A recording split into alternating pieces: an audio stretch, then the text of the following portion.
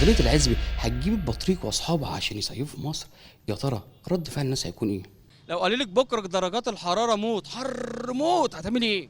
هغسل بني، هسيح، اعمل كده. سافر الساحل. طيب احنا عندنا 3 شخصيات جايين مصر من القطب الشمالي، البطريق، الدب، سنومان، جايين يصيفوا في مصر، هتقولوا لهم ايه؟ انتوا بتهزروا؟ انتوا بتهزروا، احنا جحيم اصلا.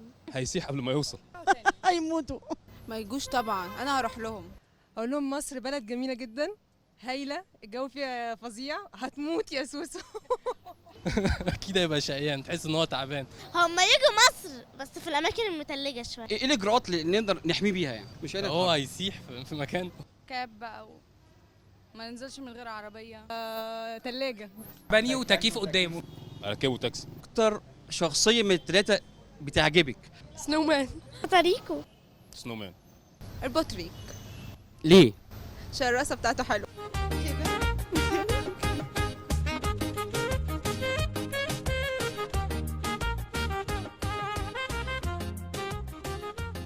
احترنا واحترت الناس معانا ازاي نحمي البطريق واصحابه من الشمس، بس العزبي عارف ازاي يحميهم.